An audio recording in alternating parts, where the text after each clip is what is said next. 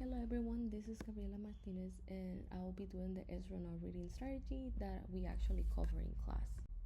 So the strategy that I focus on is the Ezra reading strategy, which is designed to help with the hardest steps of reading like dense texts, scientific chapters, or research articles. Ezra stands for survey, read, underline, note take, and review, which helps you improve comprehension and retention.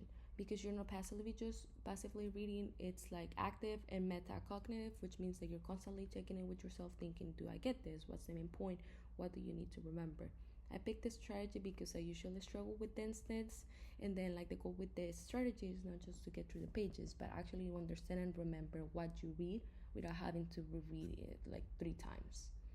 So the way that Astronaut works is that first you do like a survey where you do like a 5-minute scheme of the entire chapter, looking at headings, diagrams, bullet terms, and anything that stands out for you that helps you build like background knowledge and create like a mental map of what's going on, so you know what to expect.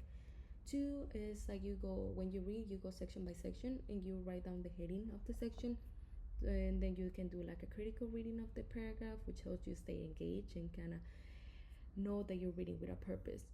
Then when you're underlining in step 3, once you finish a paragraph, you can go back, underline or highlight what you find important. And this is better than just underlining what you're reading because that messes up with your comprehension. Instead, if you do it after, you can choose what's worth remembering, and that's what metacognition is all about.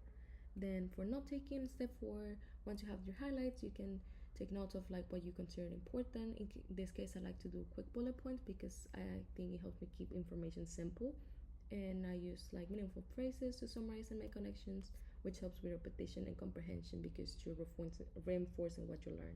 And then on the review part, when you go over your notes, then you can recite them aloud and try to explain them back to yourself, which means more repetition and means more like a better recall. So the way that Astronaut helps is because it provides a lot of repetition, which is key for like remembering stuff in long term because you don't read it once and move on. You're engaging with the material at every single step, which like that spaced repetition like reinforces the memory. Then on the second step, the strategy helps you identify the important information because you're not randomly highlighting like we do it out of habit. You highlight with intention. After reading, you can choose what actually matters, which is you're learning to think about how you're thinking. So as mentioned in the article that we read in class, do it all. Like it is like mentioned how like it's not just highlighting by itself that is beneficial. It is instead like how we highlighting changes the way that we as students read and think about the text that are, like it's actually beneficial. Outside of class, I've been using this strategy to prepare for like a class for fall, like reading the Applied Fluid Dynamics textbook, in which like I skim headings for 5 minutes to build context, scan in diagrams, units, and bold terms. Then I do the reading of the whole chapter, like taking notes first. Then I went back to underline, highlight what stood out, and focusing on formulas because this is important for STEM. Summarizing then key ideas into bullet points for clarity, but making sure that I pay attention to the application of them. Then I do the review phase in which like I highlight short phrases and examples to connect ideas to previous concepts, and this helped me because I have the bullet points which simplify the information, and then the light highlighting keep me like present and like focus on the comprehension instead of just like looking through like lines looking for important information. Outside of class, like the outcomes that I've noticed like using the strategy to read the textbook is that, for instance, with a chapter with 28 pages using the strategy, I noticed that I have better comprehension. I understand the reading more deeply because I was reading first and then highlighting, which helped me like recognize what is important, and like it's more like a personalized process.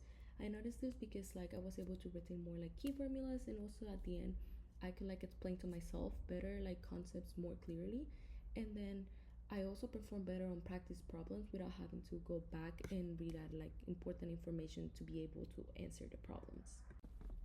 So some of the adaptations that I've thought about for this strategy includes like thinking about the different type of learners and subjects. For instance, like for visual learners, I know like it will help more probably like adding concept maps during like the note taking steps. And for instance, like in my case, like for STEM courses, like I shift my focus more like on the underlining step, like to highlight like definitions like about like units and equations, but then in the note step I will like reward them into my own like explanations and trying to find like the applications. For instance, you can do this also for like discussion heavy classes where like you can try to like generate equations that are usually like used. For instance, like what are the pros and cons of the author's claims in the review step.